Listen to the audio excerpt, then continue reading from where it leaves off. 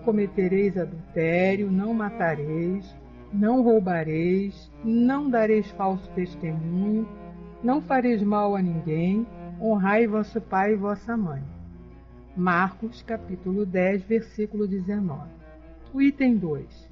Honrai vosso pai e vossa mãe, a fim de viverdes muito tempo sobre a terra que o Senhor vosso Deus vos dará.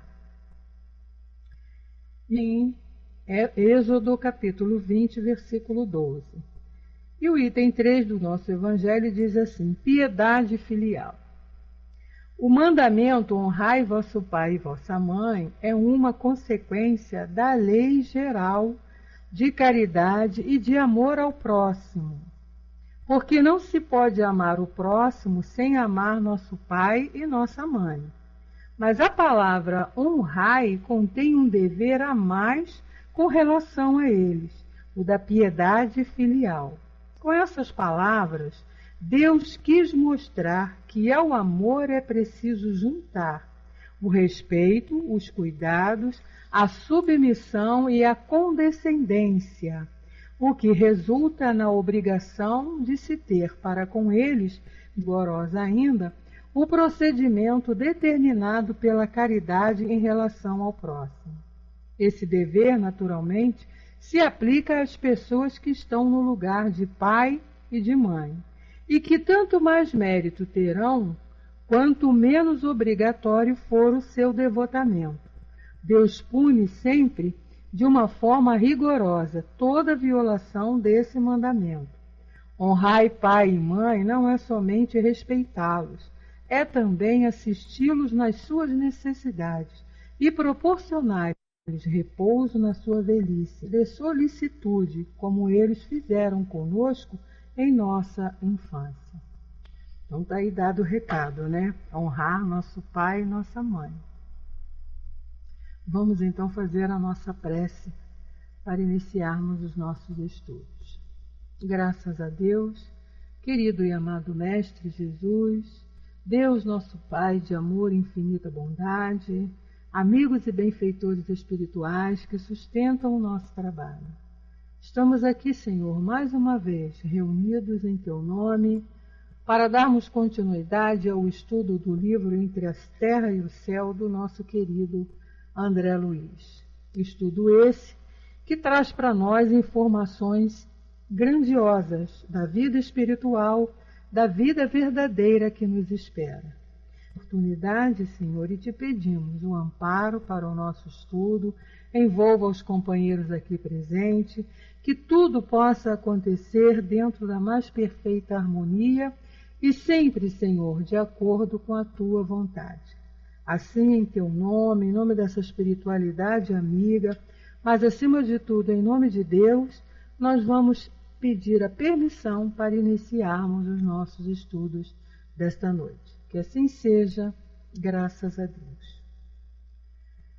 Bom, a nossa amiga Vânia ainda não entrou, a gente vai então iniciando aqui, porque o capítulo é um pouquinho grande, lembrando aqui de fazermos uma lembrança, né, relembrar o que foi falado na semana passada. Então, na semana passada, na lição Obsessão, mostrado para nós a situação no ambiente lá da casa de Eveline, a menina que faz a prece e os benfeitores espirituais ouvem e vão em socorro. Então, para relembrar, o que acontece, né? A madrasta de Eveline, a Zulmira, está completamente envolvida pelo espírito da mãe de Eveline, que desencarnara, e o pai contraiu novas núpcias com Zulmira, isso causando muito ciúme na primeira esposa, que grande, que não há condição, como os benfeitores disseram, de fazer assim o desligamento rápido. Então, nós vimos no final do capítulo Hilário perguntando, né, o que poderia ser feito para resolver aquele problema ali de obsessão, e o mentor lá explicando, o ministro explicando que seria um trabalho lento, um trabalho realmente de doutrinação com aquele espírito, para fazer com que ele entendesse o mal ali que está causando. E aí, a gente então vai dar continuidade hoje, diante dessa situação. Eles pedem para Eulália que tomasse conta de Evelina, que era a jovem que fazia as preces, né? E eles iam continuar o trabalho. Então, no capítulo de hoje, nós vamos ver o processo de tratamento que se inicia e vai desenrolar aí essa história que tem assim, dá uma volta, vai até a Guerra do Paraguai, depois volta. Gente, é uma história maravilhosa. Aí a gente vai vendo como é o nosso envolvimento, né, com muitas pessoas, com muitos irmãos, que a gente não tem nem noção. Porque aqui é um exemplo, é uma história que é um exemplo para nós. E isso pode acontecer com qualquer um de nós, não é? Boa noite, Lisa, seja bem-vinda, minha amiga. Então, a lição 4 tem o título de Senda das Provas, Senda de Provas. E diz assim: Zulmira ausentara-se do corpo, mas não desfrutava a paz que se lhe estampara na máscara física. Enlaçada por Odila, a cujo olhar dominador se inclinava, submissa, não nos identificou a presença. Então, aqui há um processo de desdobramento que eles iniciam, retirando Zulmira num momento de sono, ela do corpo, e aí percebe-se, né? Os espíritos veem Odila lá grudada nela, dominando. E ela completamente envolvida por aquele domínio, sem forças para reagir, e não consegue nem identificar ali a presença dos espíritos. E aí André continua. Com evidentes sinais de terror, ouvia as objurgatórias da rival que a acusava, exclamando: que fizeste de meu filhinho? Assassina, assassina. Pagarás muito caro a intromissão no lar, que é somente meu. Isto é a primeira esposa, né, Odila, completamente revoltada, completamente transtornada por conta desse sentimento do ciúme. Então, vocês vejam só o que um sentimento negativo pode fazer com uma criatura. E ela continua: destroçarei tua vida, não me furtarás o afeto de Amaro. Amaro, o marido, né? Ora, atualmente casado com Zulmira. Armarei o coração de Evelina contra ti. Evelina, filha. Não, não, respondia a vítima, não matei, não fui eu quem matou. Hipócrita, acompanhei os teus pensamentos, teus desejos, teus votos. Isso aqui é porque no capítulo anterior nós vimos lá que Zulmira tinha, sim, um pouco também de ciúme do relacionamento do pai com o filho, o filhinho da primeira esposa. Então é um pai que se dedicava aos filhos e tinha um carinho especial, e ela tinha ciúme desse relacionamento. Então ela pensava coisas assim não muito agradáveis em relação ao filho. Ela não provocou a morte do menino, ela não matou o menino diretamente, vamos dizer assim, mas ela também não fez nada que pudesse, isso, ela queria as atenções só para ela. E nesse momento, né, a morte dele se deu por afogamento. Ele vai para a praia e ela deixa que ele vá sozinho, sem nenhuma atenção. Quer dizer, ela não matou, mas também não evitou que o problema acontecesse. Na cabecinha dela seria uma solução. Então é por isso que ela diz aqui, hipócrita, né, a Odila. Acompanhei os teus pensamentos, os teus desejos, os teus votos. Zulmira desembaraçou-se de inopino dos braços que a envolviam e correu para fora, seguida pela outra. Esclarecendo-nos bondoso, Clarence observou: quando a pobrezinha consegue sossegar o corpo, cai no pesadelo agitado. Acompanhemo-las. Dirigem-se à praia onde ocorreu a morte do pequenino. Premida pelo assédio de nossa irmã, desequilibrada, Zulmira ainda não se libertou das aflitivas reminiscências de que se vê possuída. Então ela, Zulmira, por ter pensado, né, ter sentido aquele ciúme, ter por algum momento tido um pensamento em relação à morte do menino, ela entra num processo de culpa. E esse sentimento deu abertura para que Odila aproveitasse e insuflasse mais ainda isso no pensamento dela, como a gente está vendo aqui. E aí vem para tomar conta mesmo, porque ela quer arrasar com a Zulmira, porque ela está com ciúmes do marido ter casado com Zulmira. Então, Clarencio aqui vem colocando a situação do caso para nós, né? André Luiz, através de Clarencio. E Zulmira ainda não se libertou dessas aflições em função justamente desse ciúme e agora da influência de Odila. Então ele diz: pusemo-nos na direção do mar, antecipando-as no trajeto. E enquanto nos afastávamos, a conversação fez-se ativa. Não posso compreender por que a infeliz se declarou inocente, comentou Hilário pensativo. Por que tamanha provocação, se não é ela a autora do crime? Inquiri por minha vez. O ministro, porém, informou preciso. Segundo as anotações que já colhemos da irmã Eulália, Zulmira não é propriamente autora, mas com loucas ciumadas do marido, desejou ardentemente a morte da criança, chegando mesmo a favorecê-la. Para não repetirmos esclarecimentos aos quais já nos reportamos, faremos ligeiro retrospecto, tão minudenciado quanto possível, examinando o problema aflitivo do casal. Depois de breve pausa, prosseguiu. Então agora Clarencio vai colocar para nós aí o problema, como é que se encontra ali, todo mundo, a situação em que está cada um daqueles personagens ali naquela casa.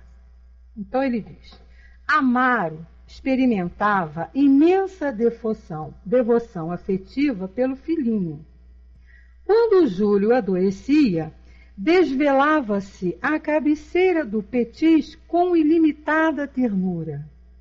Sabendo-o sem o carinho materno e reconhecendo que a madrasta não primava pelo amor junto dos enteados, passava a dormir ao lado do caçula, rodeando-o de mimos. Quando tornava a casa, cada dia, confiava-se a longas conversações com o filho, lendo-lhes história ou escutando-lhe atencioso as narrativas infantis. Assemelhavam-se a dois velhos amigos a se bastarem um ao outro. Zulmira, em razão disso, ralada de despeito, passou a ver no menino um adversário da sua felicidade doméstica. A dedicação de Evelina para com o genitor não lhe doía tanto. A filha mais velha era mais doce e mais reservada. Comedida em suas manifestações, sabia dividir gentilezas sem olvidar a segunda mãe em seu culto de amizade. Evelina já era uma mocinha, né? Já tinha mais algum conhecimentozinho, mais entendimento do que o pequeno Júlio, né? Que coisa de criança, agarrado mesmo ao pai, na falta da mãe, se ligou muito ao pai. A madrasta nada sentia contra ela, mas o pequeno excitava, e a gente vai ver futuramente por quê, tá? Essa problemática aí dela com Júlio. Júlio, no extremado apego ao genitor, costumava exagerar-se em traquinadas e caprichos que Amaro desculpava sempre, com um benevolente sorriso. Zulmira, pouco a pouco, permitiu que o ódio lhe ocupasse o coração e deixou que o ciúme a enseguecesse a ponto de suspirar pelo desaparecimento da rapazinha. Despreocupava-se intencionalmente pela assistência que lhe devia e abandonava-o às extravagâncias características de sua idade, alimentando o secreto anseio de presenciar-lhe o fim.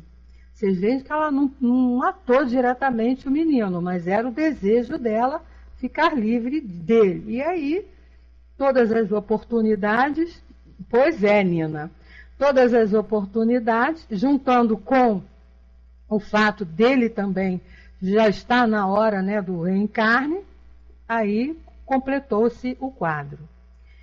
Então ele diz, né, chegava mesmo a estimular-lhe indébitas incursões na via pública, admitindo que algum veículo podia fazer o que não tinha coragem de realizar com as próprias mãos.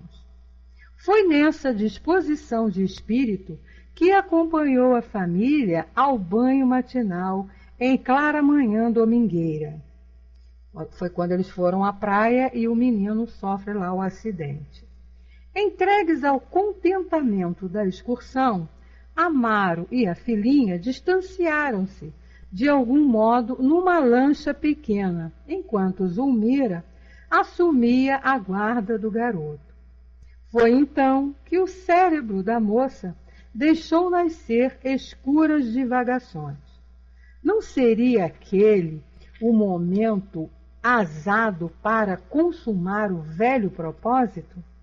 E se relegasse o menino a si mesmo? O menino a si mesmo. De certo, Júlio, em sua curiosidade infantil, não resistiria à atração para o seio das águas. Ninguém poderia culpá-la. Passou do projeto à ação e de pronto se afastou. Bom, a gente dá uma paradinha aqui, só para a gente perceber, né? A gente pensa que está sozinho, que está maquinando as coisas sozinho, que ninguém sabe. Olha aí, né? A gente não pode esquecer disso. Nós temos espíritos junto a nós e que conseguem ler o nosso pensamento. Então, tenhamos cuidado com o que pensamos. Isso, né, Lisa? Né? Por isso que a gente recebe aí os conselhos, né? Cuidado com o nosso pensamento. Primeiro, porque ele tem força. A gente está vendo aqui. E segundo, porque ele não está escondido. Ele está escondido só daqui, de quem está encarnado. Mas dos nossos amigos espirituais, dos nossos inimigos, ele não está escondido. Então a gente tem que ter muito cuidado com o que pensa e com o que deseja, né? Então ele diz assim, ó, ninguém poderia culpá-la. Passou do projeto à ação e de pronto se afastou. Em se vendo a sós, o caçula de Amaro interessou-se mais vivamente pelas conchas multicores a se multiplicarem na areia, perseguindo-as. Encantado pelo mar adentro, até que uma onda veloz lhe chicoteou o corpo tenro, obrigando-o a mergulhar. A criança gritou pedindo-lhe amparo. Realmente poderia ter retrocedido alguns passos, salvando-a, mas vencida pelos sinistros pensamentos que lhe dominavam a cabeça, esperou que o mar concluísse o horrível trabalho que não tivera coragem de executar. Coitada, né? Achou que agindo assim ela não ia ter culpa de nada. Lê do engano. Quando notou que o enteado havia desaparecido, começou a clamar por socorro, de alma repentinamente dobrada pelo remorso, mas era tarde.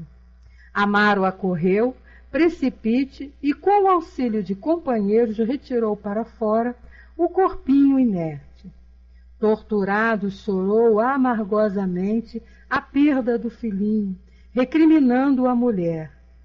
Foi então que Zulmira, tomada pelo arrependimento e atormentada pela noção de culpa, desceu em espírito ao padrão vibratório de Odila, que a seguia, em silêncio revoltada. Enquanto se mantinha com a paz de consciência, defendia-se naturalmente contra a perseguição invisível, como se morasse num castelo fortificado. Mas, condenando a si mesma, resvalou em deplorável perturbação à maneira de alguém que desertasse de uma casa iluminada, embreando-se numa floresta de sombra. Então vocês vejam só o que é o pensamento, o que é um ato que pode desencadear aí um sofrimento imenso. A menina não, até então, né, a Odila não podia atacá-la, mas a partir desse momento que ela entra nesse processo de remorso, né, de sentimento de culpa, justamente, Elô, ela abriu o campo para que a Odila fizesse a festa, né? E a Odila ali, na expectativa, esperando uma oportunidade, não perdeu tempo. Foi em cima direto, porque é assim que os nossos inimigos ficam. Por isso que a gente não pode dizer que os obsessores, eles são culpados nas obsessões, nos casos de obsessões. Não, eles sempre vão aproveitar uma oportunidade. Sempre. Eles ficam lá, né, espreitando, ficam te vigiando, esperando a hora que você vai dar uma vacilada. Nesse vacilo, eles aproveitam a brecha. Isso aí, nós é que abrimos a porta. Então é por isso que aí a gente lembra, né, nesses estudos assim que a gente faz, a gente vai lembrando dos ensinamentos de Jesus. Eu, pelo menos, fico me lembrando. Aí é que a gente lembra lá quando Jesus disse: vigiai e orai. Esse vigiai aí é justamente isso. Estarmos atentos com o nosso pensamento, procurando mantê-lo elevado para que a gente não dê oportunidade aos inimigos, àqueles que querem nos perturbar. Porque a gente tem. Isso aí não adianta, que ninguém é anjinho, ninguém foi anjinho. Nós fizemos muitas aí passados, né, em vidas passadas, e a gente tem os nossos diversos aí. A gente tem os nossos inimigos que estão aí querendo se vingar, querendo perturbar, não é? Então, se a gente abre a guarda, eles vêm fazer a festa. Está aí o processo aqui de Zulmira e de Odila, bem claro para nós, né? A gente já não vai poder dizer assim: eu não sabia. Sabia sim. Pelo menos nós 6 que estamos aqui sabíamos disso. Podemos dizer que não. Então, continuando aqui, o ministro, diz André, o ministro fez leve pausa de repouso e prosseguiu. A pobre senhora, desde esse dia, perdeu a ventura doméstica e a tranquilidade própria. Então, vocês vejam bem, nós é que procuramos as nossas dores. Ontem, no estudo de ontem aqui, a gente estava falando sobre isso. Deus não manda dor para ninguém. Deus não quer que ninguém tenha sofrimento nem dificuldade. A gente vai fazendo esses estudos assim, né? Quando a gente para refletir em cima desse processo que a gente vê aqui, vai vendo as histórias que André conta e que outros livros aí nós temos de exemplo. A gente vai vendo que nós mesmos, né, que nós não, o ciúme do próprio filho, olha só que coisa triste. Para você ver como é que as pessoas ainda são pequenas diante dessa grandiosidade que é a nossa vida, a nossa existência, né? Pois é, Lô, tinha tudo para dar certo, mas ela deixou-se envolver por esse ciúme. Ela estava casada com ele. Ela já estava, Julinha, casada com ele. Estava, né? Ela já era casada com ele. Ele era viúvo de Odila e casou-se com ela. Então, porque a amava e queria uma mulher para cuidar dos seus filhos. E a outra perde a oportunidade. Então, você vê que nós é que procuramos os problemas. Lá os tormentos voluntários lá que o Evangelho nos fala. Depois a gente fica chorando como colocou ali a Nina, fez a cama para deitar, para se deitar, né? Eram as joias dele. E ele percebendo, você vê que o ministro fala aqui, Clarencio diz aqui, ele percebia essa hostilidade dela com o menino, então ele procurava suprir. Você vê que como ela não tinha da Eveline, da menina, ele não se preocupava tanto com a Evelina, porque sabia que ela... Mas do garoto que... E então, aí que piorou mais a situação, porque ela tendo ciúme, ele percebeu, procurava proteger o menino e cobrir, né, a ausência da mãe. Que o pensamento dele era de pai, pensamento normal. Então veja só o que vai acontecer aqui, né? A pobre senhora desse dia perdeu a aventura doméstica e a tranquilidade própria. A Nina colocou aí, mas também não foi um descuido dele. Não deixa de ser, né? Sabendo também, né? Mas ele jamais, veja bem, ele sabia que ela não tinha...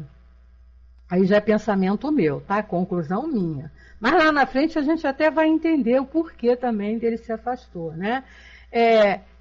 Mas ele jamais ia imaginar que a esposa fosse permitir que o menino entrasse no mar sozinho. Isso com certeza.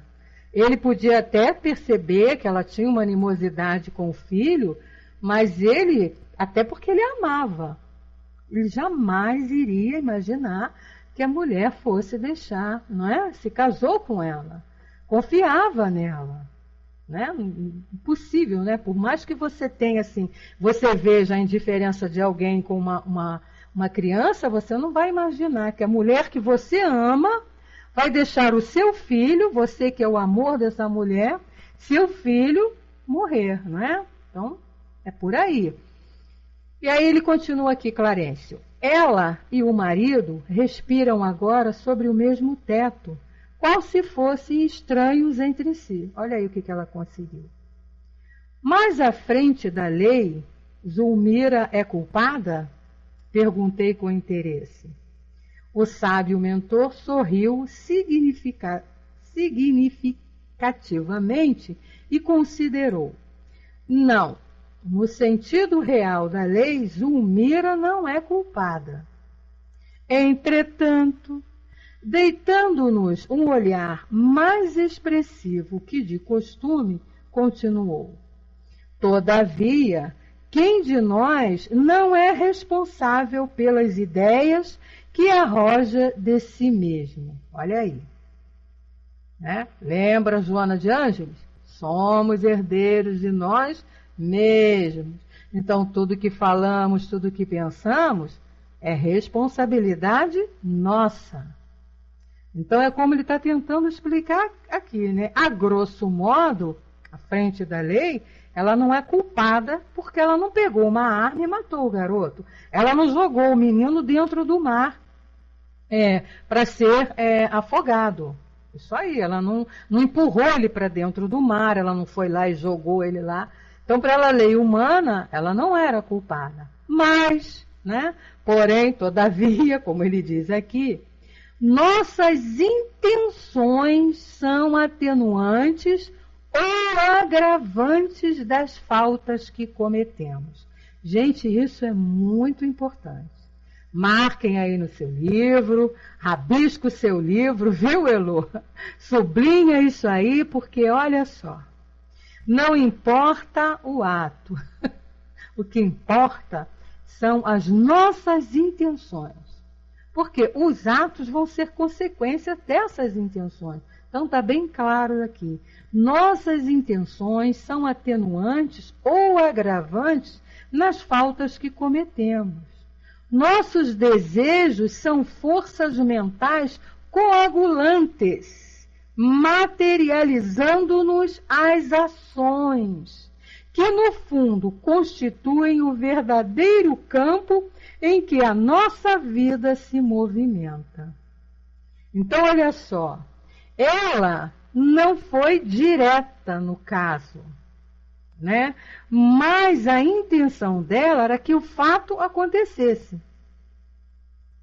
Então, o que ela fez? Se a intenção era que o menino morresse, quando pintou a oportunidade, ela se omitiu. Boa noite, Rita de Cássia, seja bem-vinda.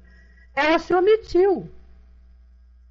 Porque ela queria, lá no fundinho do seu coraçãozinho, seus desejos, que o menino morresse, né? Por conta do ciúme que ela tinha dele.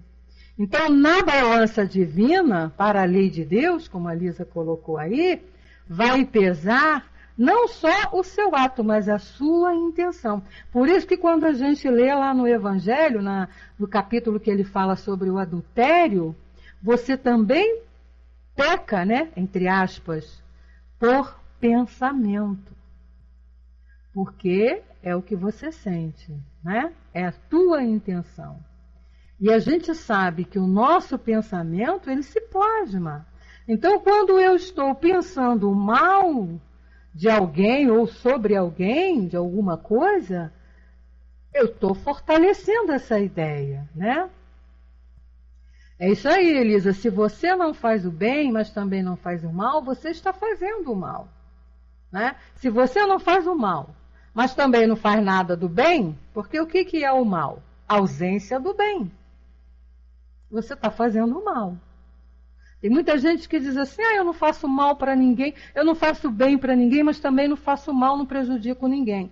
Mas já bem claro que o mal, o que é o mal? É a ausência do bem, né?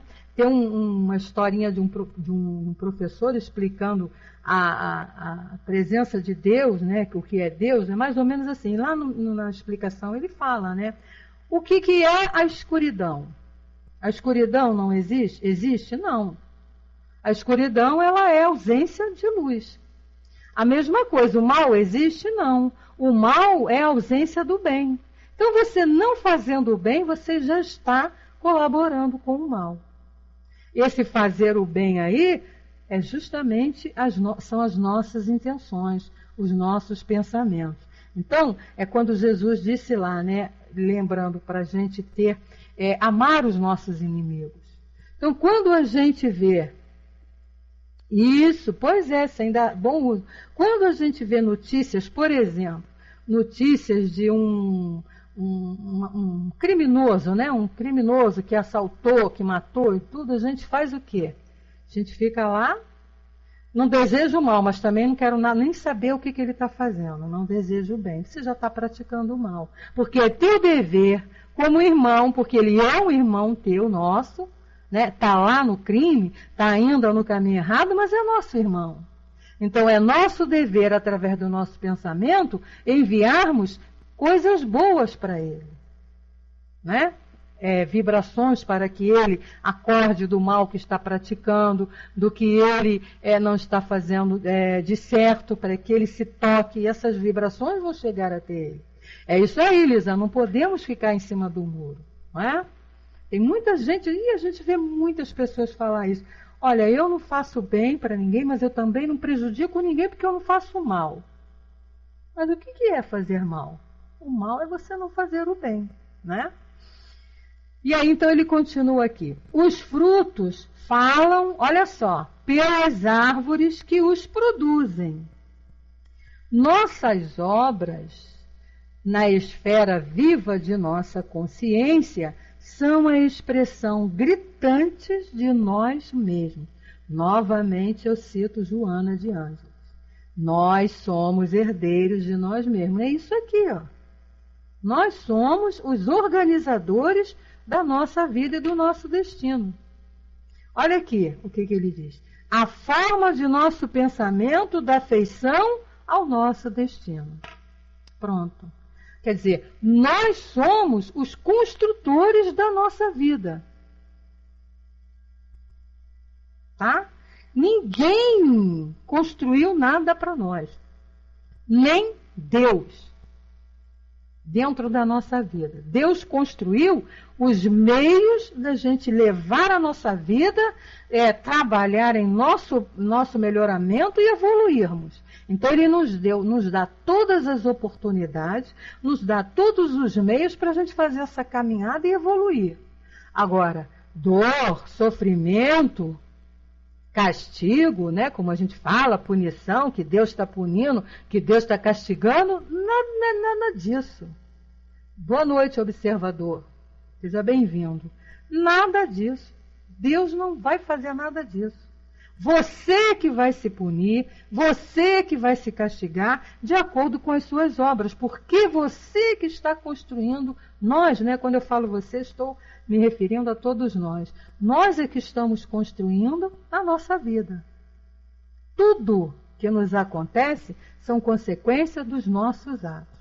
E aí, se não fosse assim, aí seria terrível, né? Porque aí a gente estaria pagando pelo erro dos outros. Isso não seria justo. Não faz parte, não combina com Deus justo que nós conhecemos. E aí, então, continuando, ele diz: Hilário e eu ouvíamos enlevados, sem pestanejar. Diante dessas explicações, né, não tenho que pestanejar. Clarencio, no entanto, guardando a intuição clara do serviço imediato a fazer para não delongar-se em digressões filosóficas, retomou o fio central do assunto, esclarecendo.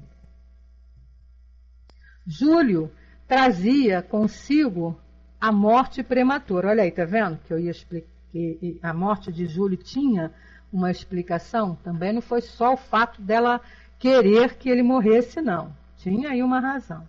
Então, Júlio trazia consigo a morte prematura no quadro de provações. Era um suicida reencarnado. A segunda esposa de Amaro, porém, sofre o resultado das infelizes deliberações que albergou no espírito. Padece o retorno das vibrações envenenadas que arremessou na direção do menino. Ciúme criou ao redor de si mesma um ambiente pestilencial, em que os seus próprios pensamentos malignos conseguiram prosperar, assim como um fruto apodrecido desenvolve em si mesmo os vermes que o devoram. Olha só que analogia que André faz aqui através da fala de Clarencio. Olha que coisa perfeita.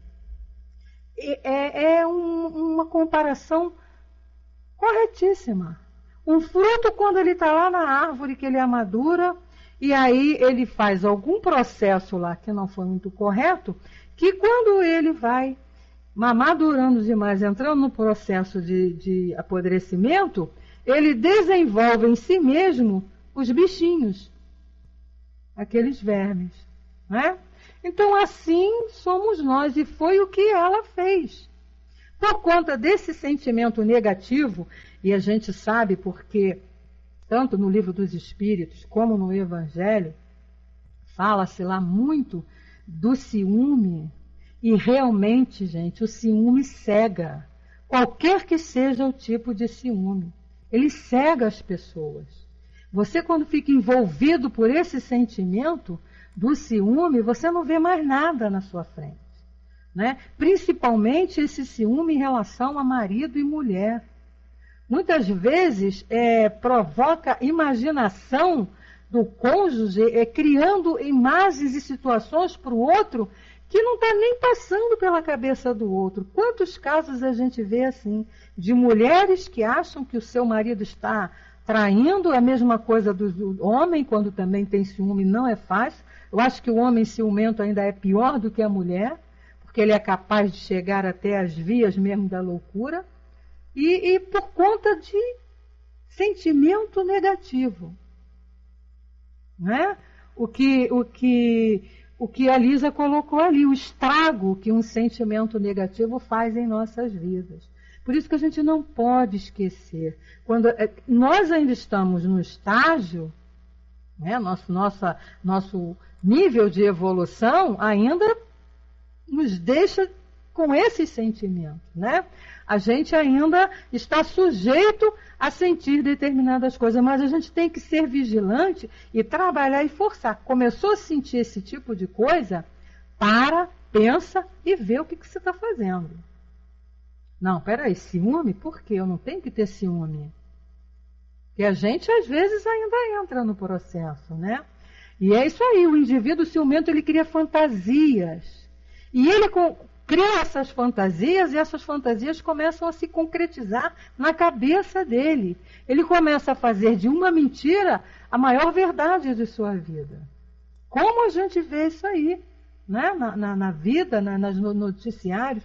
Quantos casos aí de namorados maridos que a mulher separa e eles não aceitam por conta do ciúme, e é meu, juntam o poder, né, a posse, o direito de posse, e cometem crimes aí terríveis, por conta de ciúme. E quando você vai ver, a pobre lá não tinha nada a ver. E vice-versa também, mulheres também fazem isso, né? A prova aqui no nosso caso é uma mulher que está envolvida por esse sentimento. Então você vê aqui como ele diz aqui. A segunda esposa, porém, ela sofre o resultado das infelizes deliberações que albergou no espírito. Quer dizer, são as imaginações, as coisas ruins que ela criou em relação lá ao filho do marido, né?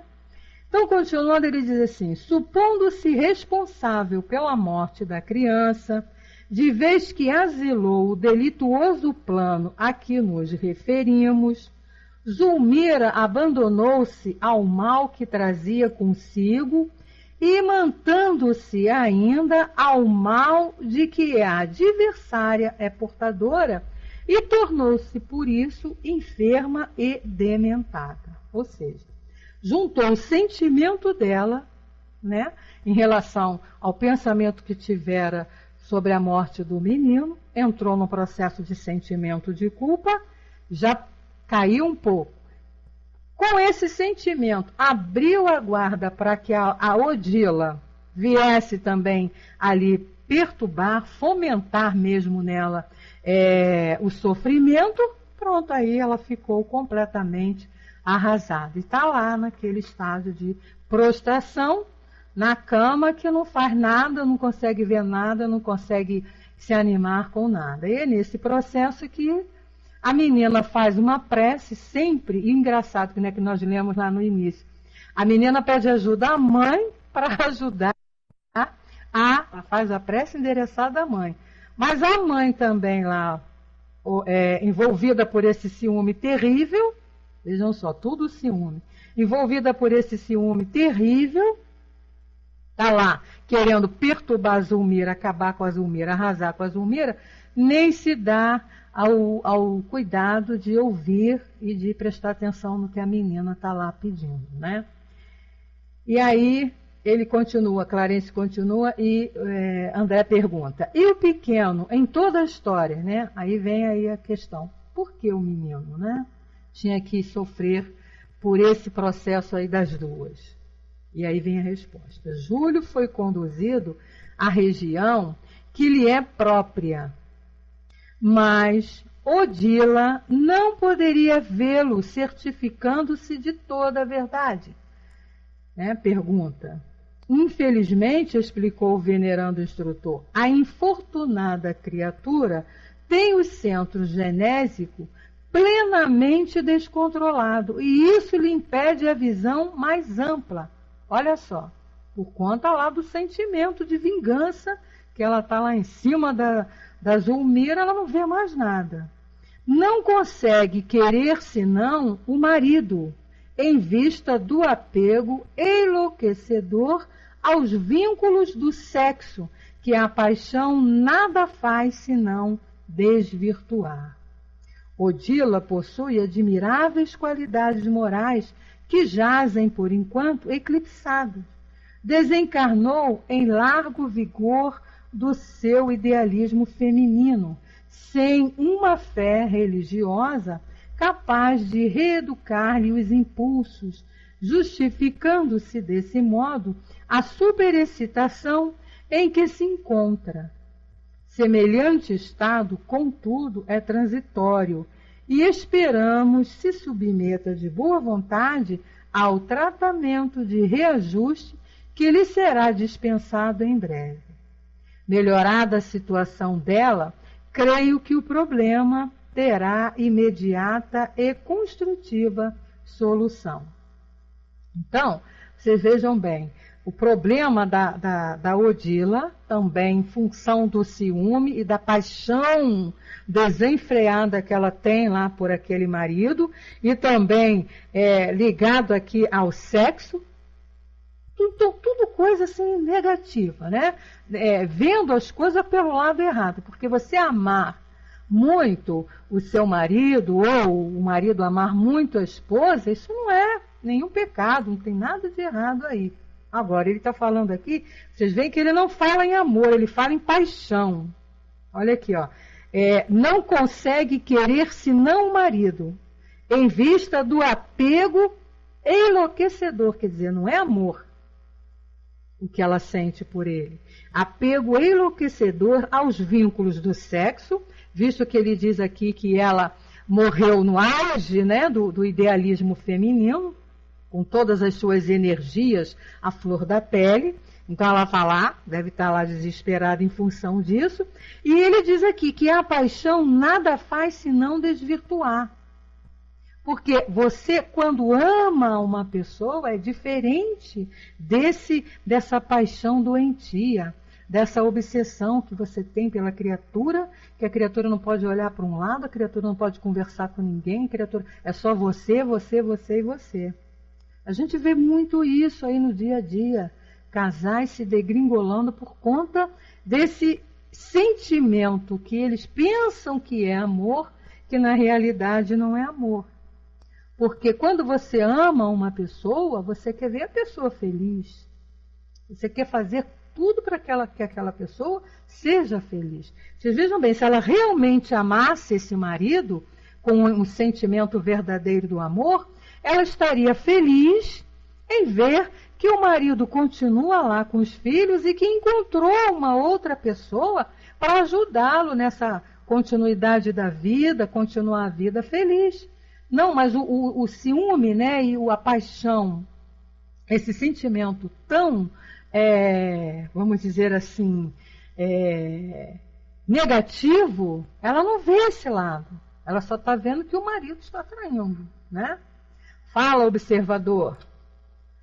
Pode colocar aí suas considerações, que a nossa sala é interativa, viu, meu amigo? Não, bota na área de texto, para todo mundo ver. Esse negócio de whisper eu não respondo, não. Coloca, por favor, na área de texto. Então, terminando aqui o último parágrafo, ele diz assim: ia perguntar algo de novo. Quem ama, trai? Não. Quem ama, não trai. Quem ama, né? Não trai. Agora, é o que a gente está falando. Sentimento, isso aí, Lisa, quem ama, confia. O amor verdadeiro.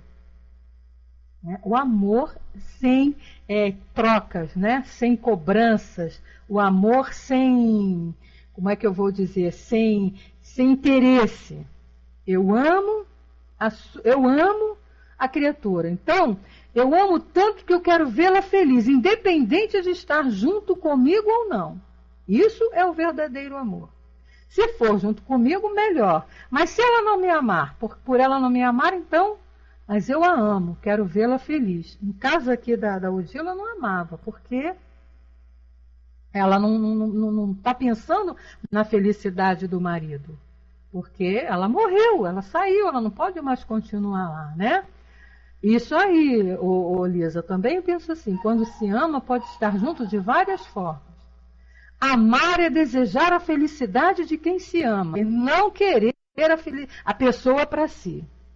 Isso, para mim, é o conceito de amor, né?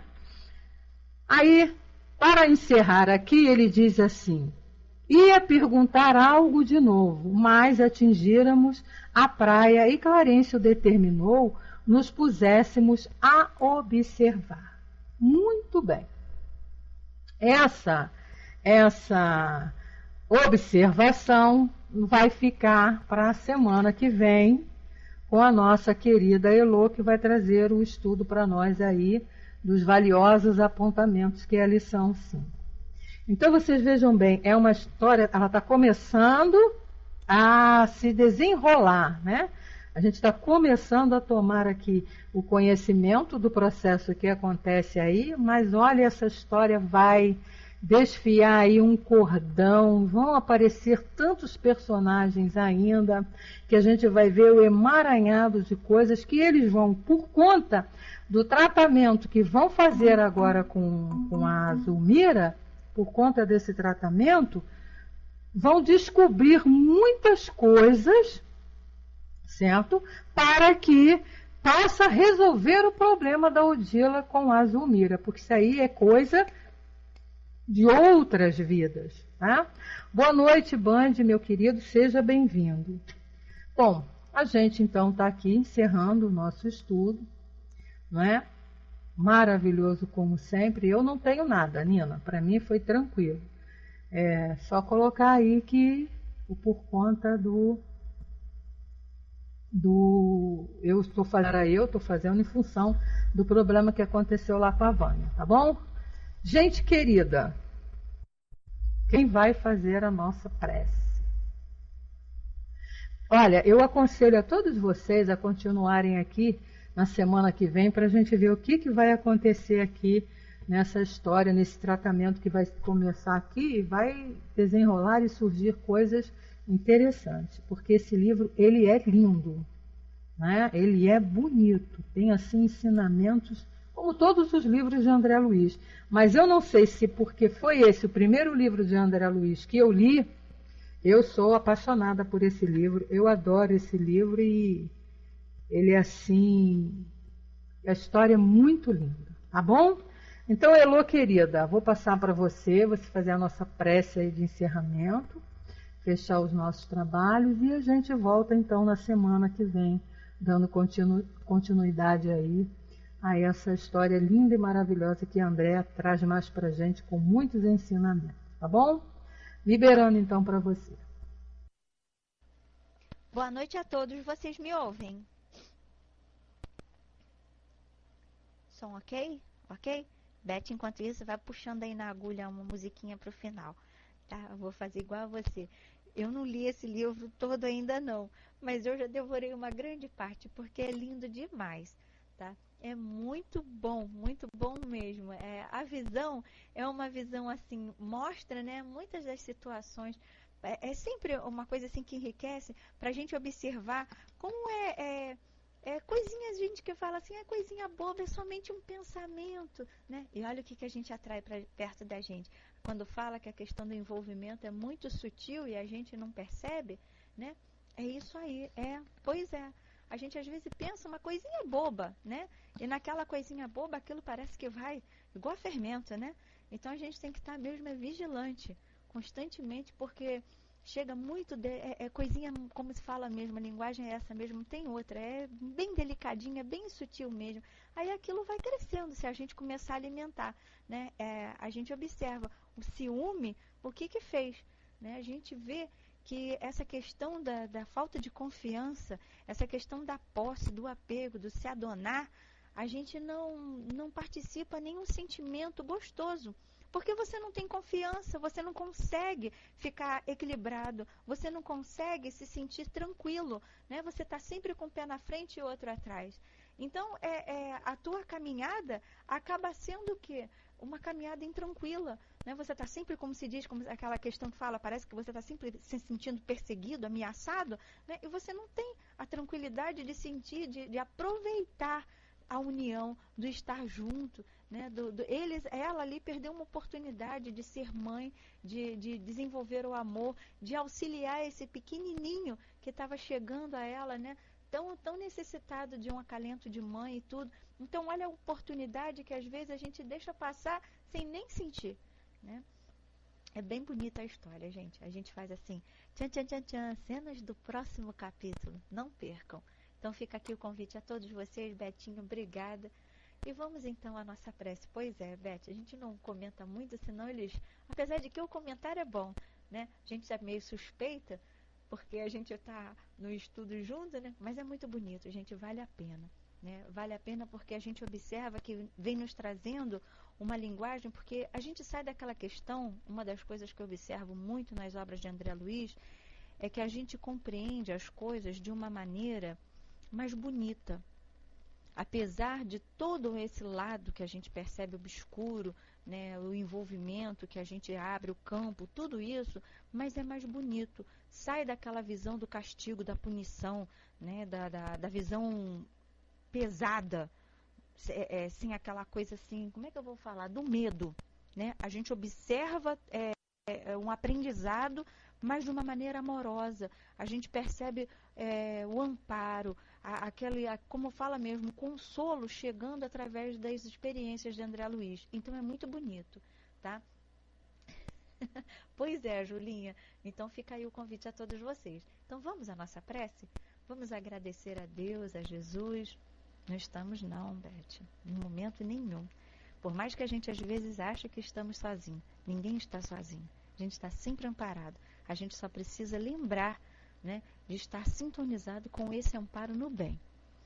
A gente não está sozinho nem para o lado, às vezes, ruim, infelizmente, né, porque vai depender do que, como falou Jesus, não é o que entra da boca que macula o coração, não é o que sai, não é o que entra pela boca que macula o coração, mas é o que sai, porque demonstra que o coração está cheio. Então, tanto o coração como o pensamento, de acordo com o que nós sentimos, de acordo com o que nós pensamos, nós vamos saber quem está, né, nos acompanhando. Então, a gente tem que estar vigilante. Então, vamos lá? Vamos fazer a nossa prece, serenando os corações, os pensamentos, agradecendo a Deus, agradecendo a Jesus, agradecendo aos amigos espirituais que nos envolvem, André Luiz, por nos trazer essas obras que nos esclarecem de maneira assim tão amorosa.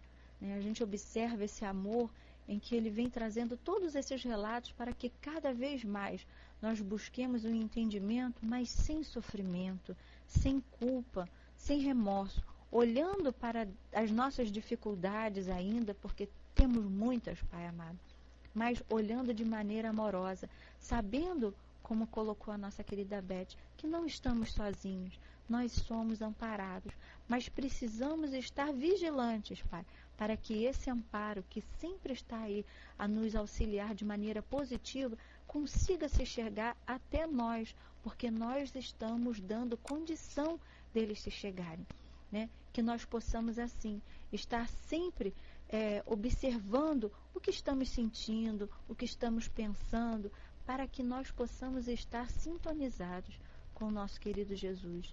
E diante do nosso caminhar dia a dia, Pai, que nós sempre nos coloquemos no lugar do próximo, lembrando que o amor, na realidade, é querer o bem, é querer que aquela pessoa siga o caminho melhor para ela, e não aquela prisão que tolhe, que prende, que faz com que a pessoa se sinta desprotegida, se sinta isolada. Não é uma coisa muito maior.